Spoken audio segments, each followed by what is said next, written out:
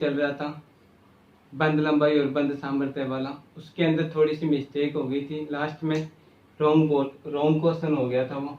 उसमें था क्या कि methyl iodide, methyl chloride, methyl bromide और लास्ट में क्या था, मेथिल फ्लोराइड।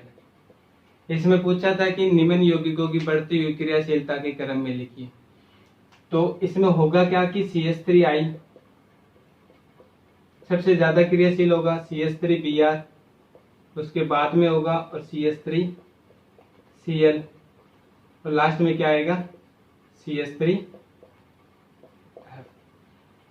तो क्रम तो ये लिखाया था, लेकिन मैंने यहाँ पर बोल दिया था कि मेथिल आयोडाइड के अंदर जो CI होता है उसकी बंध लंबाई क्या होती है, कम होती है, लेकिन बंध लंबाई ज्यादा होती है, बंध सामर्थ्य कम होती है। बोलना तो था कि बंध सामर्थ्य क्या होती है इसकी, सबसे कम होती है, लेकिन मैंने बोल दिया वहां पर कि बंध लंबाई क्या होती है इसकी, कम होती है। तो वो चीज आप देख लेना थोड़ा सा, ठीक है। कंसेप्ट तो पीछे वाली वीडियो पीछे होगा उससे कवर हो रहा था, लेकिन लास्ट वाले इस क्वेश्चन के अंदर मैंने गलत बोल दिया था थोड़ा सा। तो ये चीज देख लेना, मेथिल आयोडाइड में क्या होता है, CI बंध लंबाई क्या होती है, सबसे ज्यादा होती है। सबसे ज्यादा होने के कारण क्या होती है, इसकी क्रियाशीलता सबसे ज्यादा होती है। क्यों? क्योंकि बंध लंबाई सबसे ज्यादा, तो आसानी से ये क्या हो जाता है, टूट जाता है। तो आज अपना टॉपिक रहेगा हेलो एल्केन्स। हेलो एल्केन्स में क्या करेंगे, आज इनके बनने की विधियां देखेंगे, और बनने की विधियां में भी क्या होगा, सबसे पहले हैलोजनीकरण द्वारा क्या करेंगे, हेलो एल्केन्स के बनने की विधि देखेंगे। अब हैलोजनीकरण से हेलो एल्केन के बनने की विधि में कितने भी क्वेश्चन वो एग्जामिनर चाहे बना सकता है कि एल्केन के हैलोजनीकरण से एल्किल आयोडाइड का निर्माण क्यों नहीं होता, एल्किल फ्लोराइड का निर्माण क्यों नहीं होता, इससे एथेन कैसे बनती है, इस टाइप से कितने भी क्वेश्चन मैक्सिमम 50-60 वो बना सकता है। अपने को इस टॉपिक को क्या करना है, आराम से समझना है, इसकी एक एक चीज को देखेंगे कि ये क्या बोल रहा है और क्या कुछ कहना चाहता है। तो फर्स्ट ऑफ ऑल होता है क्या कि एल्केन का जो हैलोजनीकरण अभिक्रिया होती है वो मुक्त मूलक प्रतिस्थापन विधि से संपन्न होती है। मुक्त मूलक प्रतिस्थापन विधि से क्या होती है, संपन्न होती है। अब ये मुक्त मूलक प्रतिस्थापन विधि क्या होती है कि ऐसी अभिक्रिया जिसमें क्या होता है, मुक्त मूलक का निर्माण होता हो, और वह मुक्त मूलक क्या करते हैं, अभिक्रिया का संचरण करते हैं, और लास्ट वाले समापन पद में क्या हो जाते हैं, संयुक्त होकर अभिक्रिया का क्या कर लेते हैं, समापन कर लेते हैं और उत्पाद का निर्माण करते हैं। उस अभिक्रिया को क्या बोल देते हैं, मुक्त मूलक अभिक्रिया बोल देते हैं। कैसे होती है संपन्न, जैसे अपने मान लेते हैं एल्केन का क्या करना है, हैलोजनीकरण कराना है, तो CH4 मतलब मेथेन ले लेते हैं, प्लस में Br ब्रोमीन की अभिक्रिया कराते हैं। तो ये कहते हैं मुक्त मूलक अभिक्रिया से संपन्न होती है। तो मुक्त मूलक अभिक्रिया में फर्स्ट स्टेप क्या होता है कि मुक्त मूलक बनेंगे। क्या बनेंगे, मुक्त मूलक बनेंगे। कैसे, जैसे ब्रोमीन में क्या होता है, प्रत्येक ब्रोमीन परमाणु दूसरे ब्रोमीन परमाणु के साथ साझा करके एक सहसंयोजक बंध का निर्माण करता है। अब ये साझे में जो सहसंयोजक बंध बना हुआ है, ये सूर्य के प्रकाश की उपस्थिति में क्या होगा, इसका समास विखंडन होगा। समास विखंडन क्या होता है कि जो बंध के इलेक्ट्रॉन होते हैं वो अपने अपने लेके क्या हो जाते हैं, परमाणु अलग हो जाते हैं, और किसका निर्माण करते हैं, मुक्त मूलक का निर्माण करते हैं। और मुक्त मूलक को किसके रूप में दिखाते हैं, डॉट। ये क्या होता है, मुक्त इलेक्ट्रॉन होता है, मुक्त इलेक्ट्रॉन, और इसे बोल क्या देते हैं, मुक्त मूलक। ब्रोमीन का चल रहा है तो इसलिए अपने क्या बोल देंगे, ब्रोमीन का मुक्त मूलक। अब ये ब्रोमीन का मुक्त मूलक बन गया। अब ये मुक्त मूलक का जो इलेक्ट्रॉन्स है वो क्या करेगा, अन्य जो एथेन के अणु मेथेन के अणु प्रेजेंट हैं उनके साथ क्या करेगा, अभिक्रिया करेगा, या फिर अपने ऐसे बोल सकते हैं कि मेथेन के अणु को क्या करेगा, समास विखंडन के लिए प्रेरित करेगा। कैसे, जैसे सेकंड स्टेप में क्या होगा, C कार्बन परमाणु के साथ कितने जुड़े हुए हैं, 4 हाइड्रोजन परमाणु जुड़े होते हैं। अब एक ब्रोमीन का मुक्त मूलक इसके साथ क्या होगा, ऐड होगा। तो अब अपने ऐसे बोल सकते हैं कि एक कार्बन परमाणु और हाइड्रोजन परमाणु के बीच में जो बंध बना हुआ है उस बंध को क्या करेंगे, समास विखंडन के लिए प्रेरित करेंगे। प्रेरित करेंगे तो इससे क्या बनेगा, CH3 यानी मेथिल का मुक्त मूलक बनेगा, मेथिल का मुक्त मूलक बन गया, प्लस में हाइड्रोजन का मुक्त मूलक बन गया। अब ये हाइड्रोजन का मुक्त मूलक क्या है, सबसे अस्थायी है। अस्थायी होने के कारण ये तुरंत क्या कर लेगा, हाइड्रोजन ब्रोमीन के मुक्त मूलक के साथ क्या हो जाएगा, संयुक्त हो जाएगा और HBr को निकाल देगा और शेष के रूप में क्या रह जाएगा, CH3 मैथिल का मुक्त मूलक बच जाएगा। अब ये मैथिल का मुक्त मूलक क्या करेगा, मैथिल का मुक्त मूलक अन्य ब्रोमीन अणु के साथ अभिक्रिया करेगा और ब्रोमीन का मुक्त मूलक बना लेगा और खुद किस में कन्वर्ट हो जाएगा, मैथिल ब्रोमाइड में, प्लस में रह क्या जाएगा, ब्रोमीन का मुक्त मूलक रह जाएगा। कैसे, ये बना हुआ, अपने ऐसे लैंग्वेज में बोल सकते हैं, ये बना हुआ मैथिल का मुक्त मूलक क्या करेगा, ब्रोमीन के अणु अन्य अणुओं को क्या करेगा, समास विखंडन से प्रेरित करेगा, प्रेरित करके क्या बनाएगा, 2 ब्रोमीन के मुक्त मूलक बनाएगा। उन 2 ब्रोमीन के मुक्त मूलक में से एक के साथ क्या हो जाएगा, संयुक्त होकर क्या बना लेगा, मैथिल ब्रोमाइड बना लेगा और शेष में क्या रह जाएगा, ब्रोमीन का मुक्त मूलक रह जाएगा। यहाँ तक तो अभिक्रिया का प्रारंभ होता है और ये अभिक्रिया का क्या हो जाता है, संचरण होना स्टार्ट हो जाता है। ठीक है, उसके बाद में क्या कर सकता है ये ब्रोमीन का मुक्त मूलक, सेम प्रोसेस को वापस दोहरा सकता है, मतलब मेथेन के अणु के साथ अभिक्रिया करके वापस मैथिल ब्रोमाइड में कन्वर्ट हो सकता है या फिर यहाँ तक आ सकता है। क्यों, क्योंकि अपने को पता है कि 1 ग्राम अणु में कितने 1 ग्राम अणु में कितने अणुओं की संख्या कितनी होती है, 6.022 × 10⁻23 होती है ना।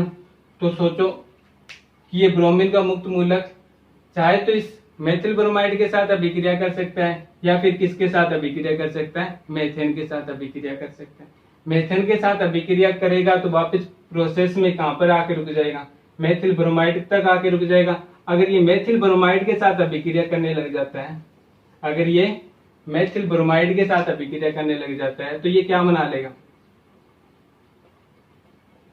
वही समास विखंडन के लिए प्रेरित करेगा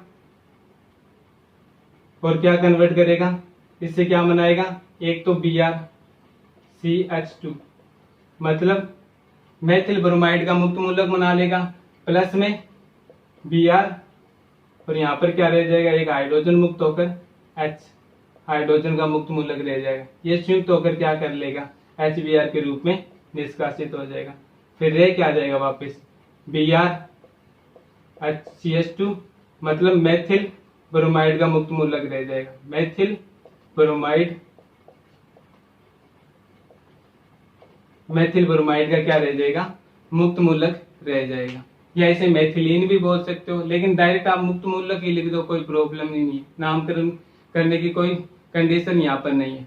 तो अब ये बना हुआ मैथिल ब्रोमाइड क्या कर सकता है, फिर क्या करेगा, ब्रोमीन के अणु के साथ संयुक्त होएगा और क्या बनाएगा, CH2Br प्लस में क्या निकाल देगा, ब्रोमीन का मुक्त मूलक। अब ये ब्रोमीन का मुक्त मूलक फिर इसके साथ अभिक्रिया करके क्या बना लेगा, CH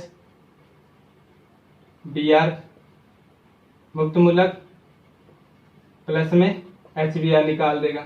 अब ये HBr फिर किसके साथ, Br के साथ संयुक्त होकर क्या बना लेगा, CHBr3 प्लस में HBr निकाल देगा, सॉरी Br क्या कर देगा, निकाल देगा, Br मुक्त मूलक निकाल देगा। इस प्रकार से प्रोसेस चलता रहेगा और एंडिंग में क्या उत्पाद बनेगा अपने पास, CBr मतलब टेट्राब्रोमोमेथेन बनेगा, टेट्राब्रोमोमेथेन बनेगा। अपने को बनाना क्या था, एल्केन के हैलोजनीकरण से हेलो एल्केन को बनाना था, लेकिन ये बनाता क्या चला जाएगा, इस टाइप से अभिक्रिया को बनाता चला जाएगा, डाई ट्राई टेट्रा इस टाइप से अन्य एल्किल हैलाइडों का क्या करता जाएगा, निर्माण करता जाएगा।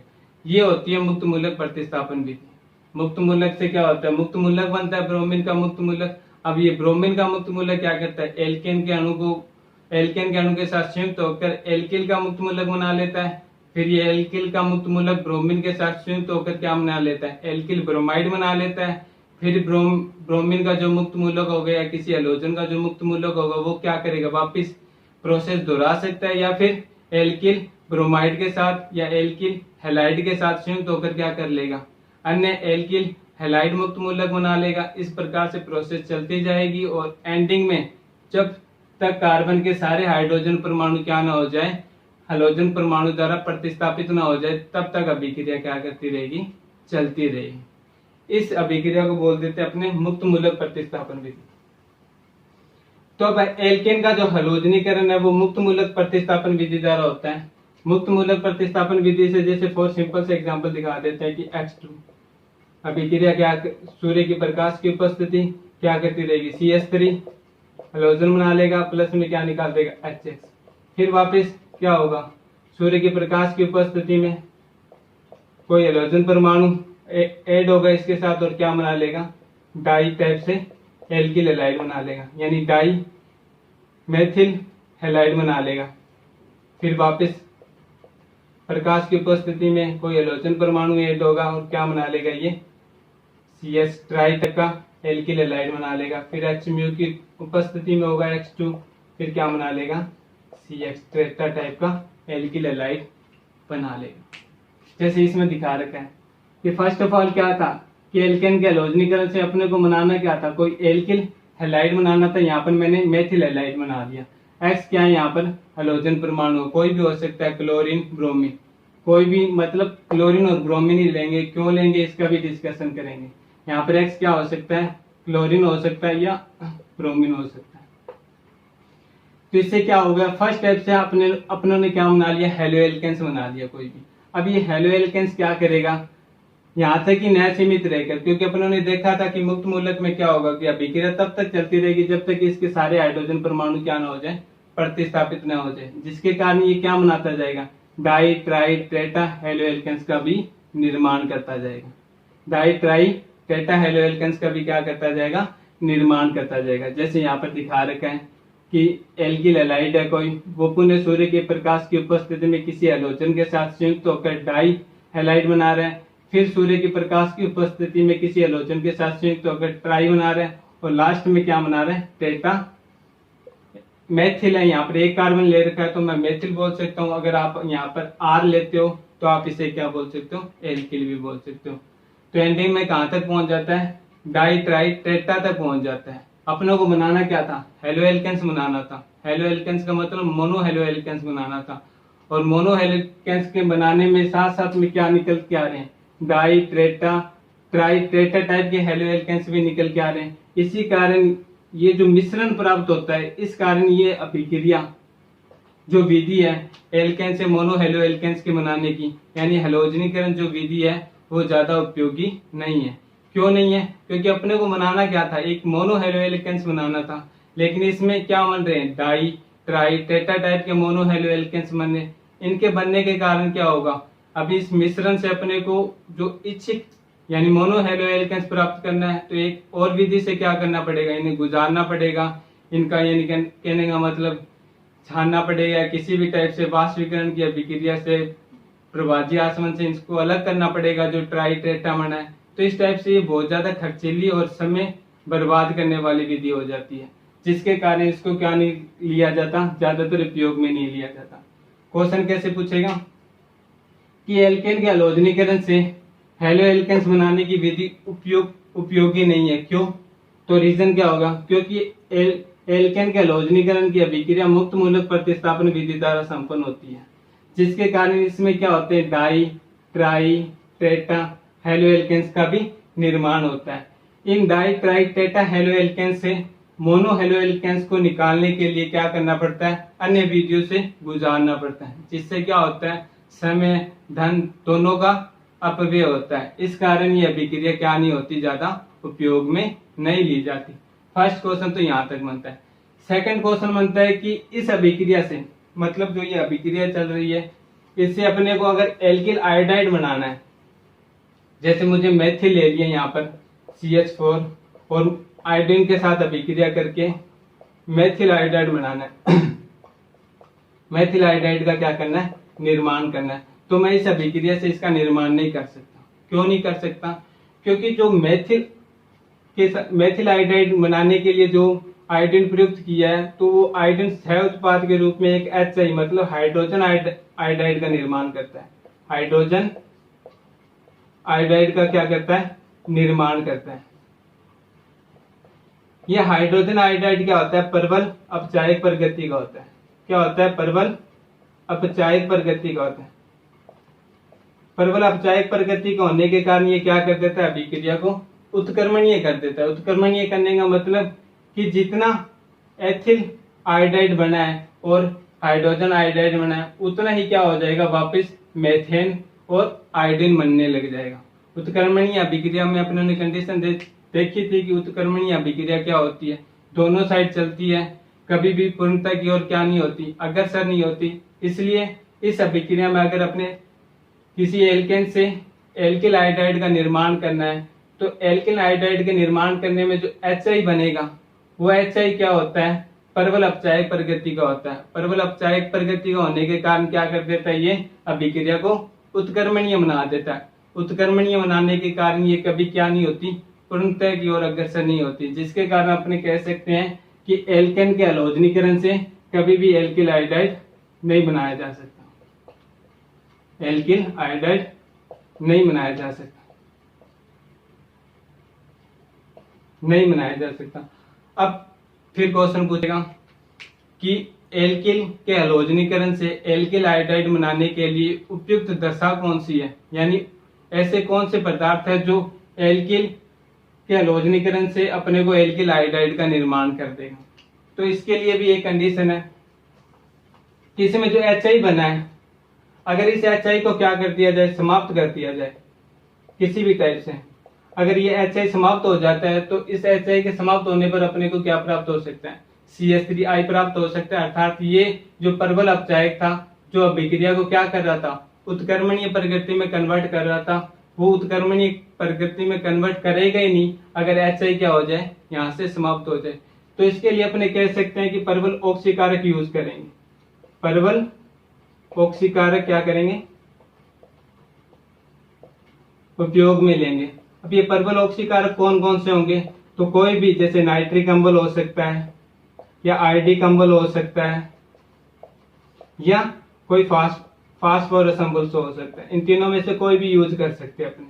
जैसे फॉर एग्जांपल के तौर पर अगर मैं क्या लेता हूँ, HI बना हुआ है, इसके साथ में मैं यूज कर लेता हूँ नाइट्रिक अम्ल यूज कर लेता हूँ मान लो, तो ये नाइट्रिक अम्ल क्या करेगा, जो बना हुआ है HI उसके साथ अभिक्रिया करके क्या बना लेगा,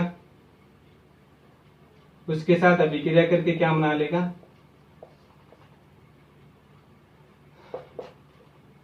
जल का अणु बनाएगा, प्लस में NO2 नाइट्रोजन गैस बना लेगा, प्लस में क्या बना लेगा I2, संतुलित कर लेंगे 2 2 और I।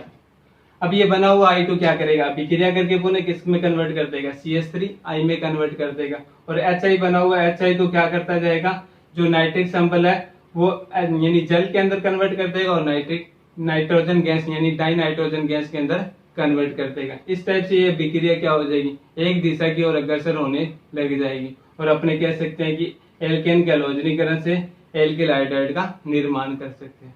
फर्स्ट क्वेश्चन तो पूछेगा कि एल्किल के हलोजनीकरण से, एल्केन के हलोजनीकरण से एल्किल आयोडाइड क्यों नहीं बनाया जाता तो रीजन इतना ही लिखोगे, इसके अंदर जो सह उत्पाद के रूप में HI बनता है वो परवल अपचायक प्रकृति का होता है। परवल अपचायक प्रकृति का होने के कारण ये अभिक्रिया को क्या कर देता है, उत्क्रमणीय कर देता है, जिसके कारण हम क्या नहीं कर सकते, एल्किल के हलोजनीकरण से एल्किल आयोडाइड का निर्माण नहीं कर सकते। फिर आपसे पूछेगा कि ऐसी कौन सी कंडीशन है, ऐसे कौन से परवल ऑक्सीकारक है जो HI को क्या करके समाप्त करके एल्केन के हलोजनीकरण से एल्किल आयोडाइड के निर्माण में सहायता प्रदान करते हैं या सहयोग प्रदान करते हैं या उपयुक्त दशाएं देते हैं। तो अपने उन तीनों कंडीशनों में लिख सकते हैं कि क्या नाइट्रिक अम्ल हो सकता है, आयोडिक अम्ल हो सकता है, फास्फोरस अम्ल हो सकता है, फास्फोरस अम्ल हो सकता है। ध्यान रखना फास्फोरस लिखा है नहीं कि फास्फोरिक लिखा है, फास्फोरिक में क्या आ जाएगा, 4 आ जाएगा। फास्फोरिक भी ले सकते हो, कोई प्रॉब्लम नहीं, लेकिन कोई भी 2 अपने क्या लिख देंगे, परवल ऑक्सीकारक दिखा देंगे, उसके साथ अभिक्रिया करके दिखा देंगे। इस टाइप से I2 का निर्माण कर सकते हैं जो अभिक्रिया को क्या करता है, पूर्णतः की ओर अग्रसर कर देता है। ये एक यहाँ पर कंडीशन खत्म होती है, ठीक है। उसके बाद में क्या दे रखा है, देखो अभिक्रिया को उत्क्रमणीय होने से रोकने के लिए परवल ऑक्सीकारक के रूप में क्या यूज किया जाता है, जैसे नाइट्रिक अम्ल हो गया, आयोडिक अम्ल हो गया, ये यूज कर सकते हैं। H3PO3 हो गया, H3PO4 हो गया, ये क्या कर सकते हैं, अपने परवल ऑक्सीकारक के रूप में ले सकते हैं। यहाँ पर रिएक्शन भी दिखा रखी है, बनेगा क्या, जल का अणु बन जाएगा, डाई नाइट्रोजन गैस निकल जाएगी, प्लस में I2 यानी आयोडीन बन जाएगा, जो अभिक्रिया को क्या कर देगा, पूर्णता की ओर ले जाएगा। फिर इसके बाद में क्वेश्चन पूछता है कि एल्केन के हलोजनीकरण से एल्किल फ्लोराइड का निर्माण क्यों नहीं किया जाता। कि जो एल्केन है, कोई भी एल्केन ले लीजिए, जैसे हाइड्रोजन, इसके साथ अभिक्रिया करानी है किसकी, फ्लोराइड की, फ्लोरीन की कराते हैं तो ये बनाएगा क्या, RF प्लस में HF। तो ये कह रहा है कि एल्केन के हलोजनीकरण से एल्किल फ्लोराइड का निर्माण नहीं किया जा सकता, एल्किल फ्लोराइड का निर्माण नहीं किया जा सकता।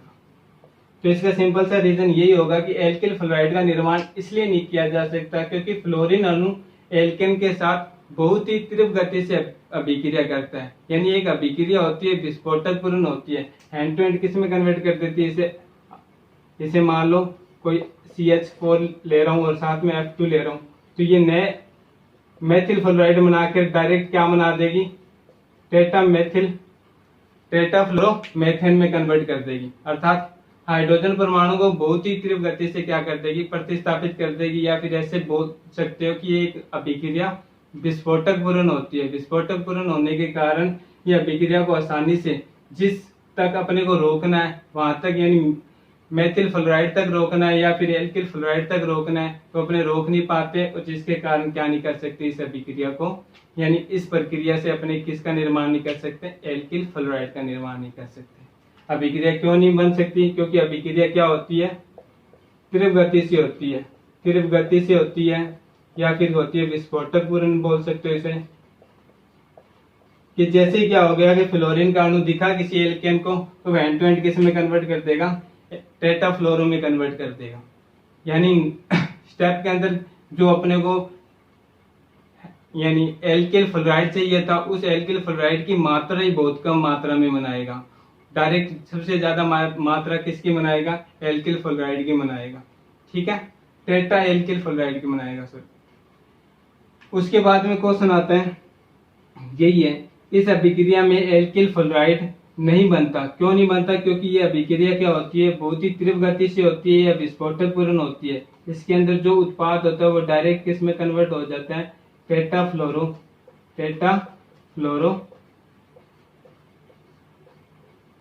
एल्किल हैलाइड में कन्वर्ट हो जाता है, हेलो एल्केन में कन्वर्ट हो जाता है। अब इसके क्वेश्चन किस टाइप से बन सकते हैं।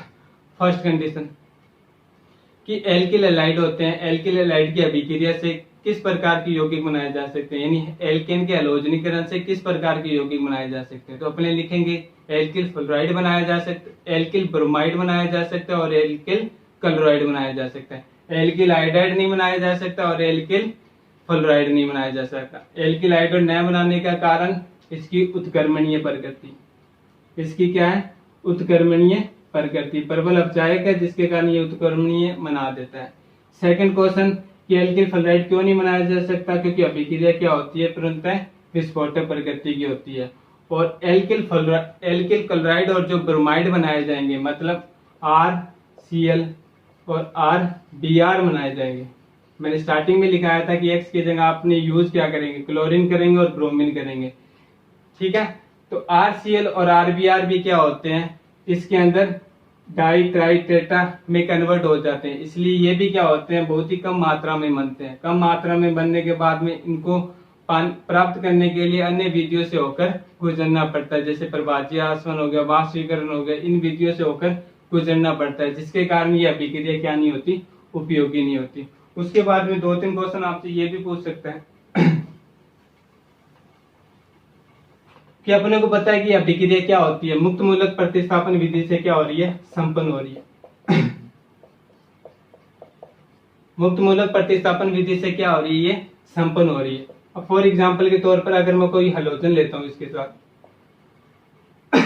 तो अब ये हलोजन क्या कर सकता है, 2 कंडीशन में क्या बना सकता है, मुक्त मूलक बना सकता है। फर्स्ट, इस हाइड्रोजन परमाणु, इस कार्बन, फर्स्ट कार्बन के हाइड्रोजन परमाणु को क्या कर सकता है, प्रतिस्थापित कर सकता है और क्या बना सकता है, एक प्रोपिल मुक्त मूलक बना सकता है।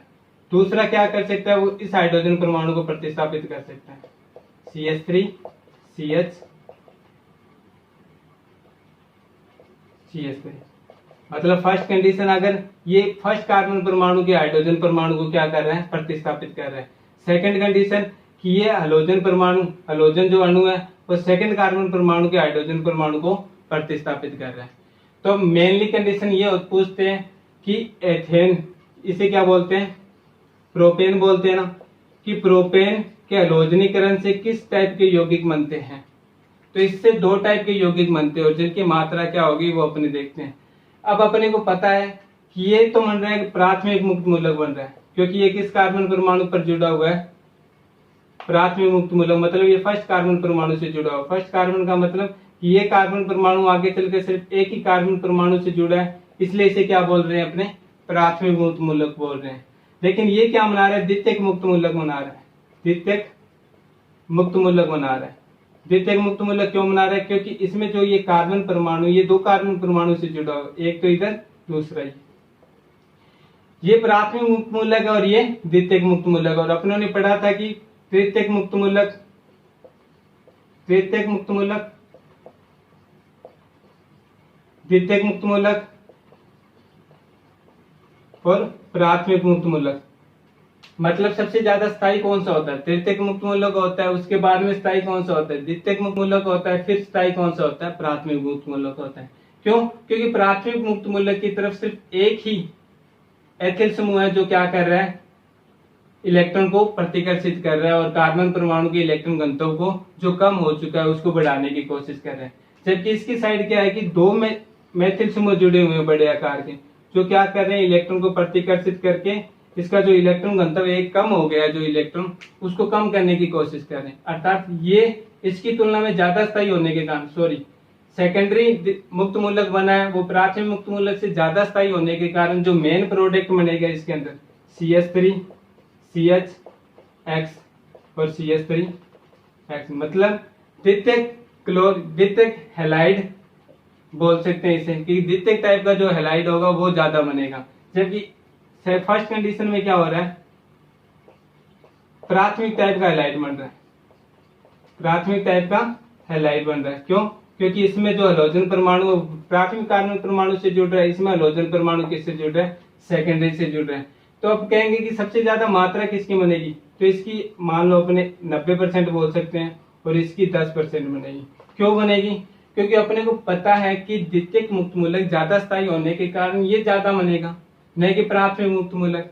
और एग्जाम्पल के तौर पर आपको बोल दिया जाए कि एक पेड़ी पर चढ़ना है, आपको एक सीढ़ियों से चढ़कर जाना है छत पर।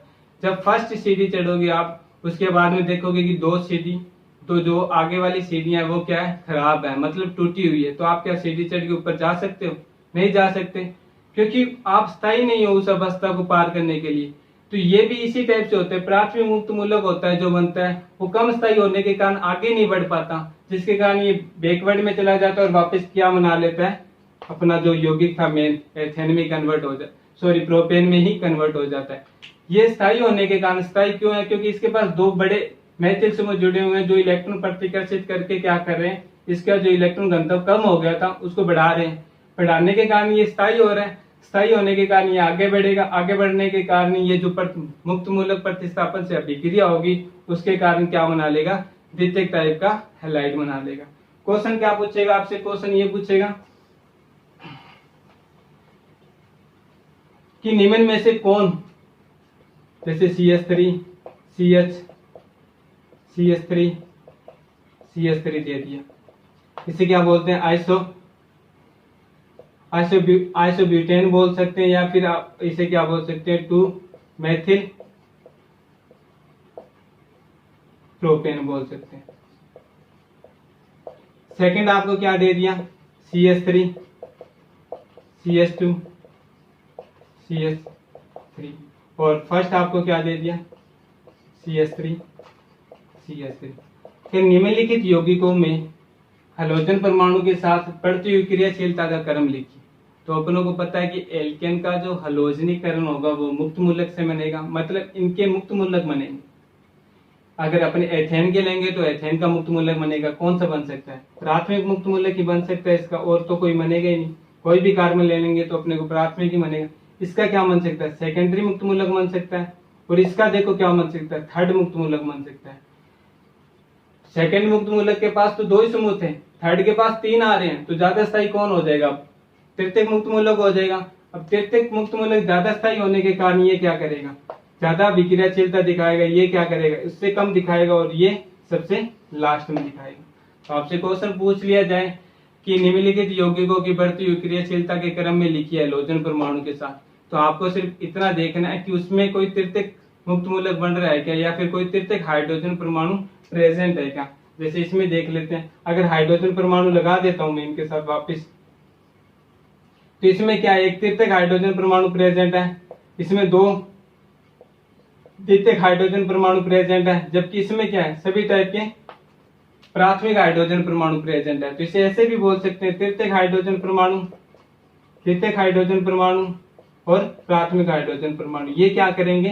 क्रियाशीलता का बढ़ता हुआ क्रम दर्शाएंगे।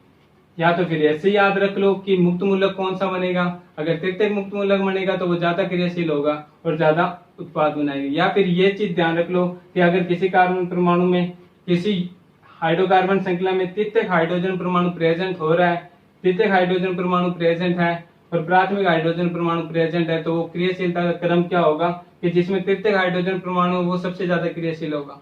उसके बाद में द्वितीयक हाइड्रोजन परमाणु अगर प्रेजेंट है तो वो उससे ज्यादा क्रियाशील होगा, और प्राथमिक उससे कम होगा, प्राथमिक क्या होगा? सबसे लास्ट में होगा। इस टाइप से क्वेश्चन आपको सेंड कर दूंगा, वो सोल्व करके देख लेना। Thank you.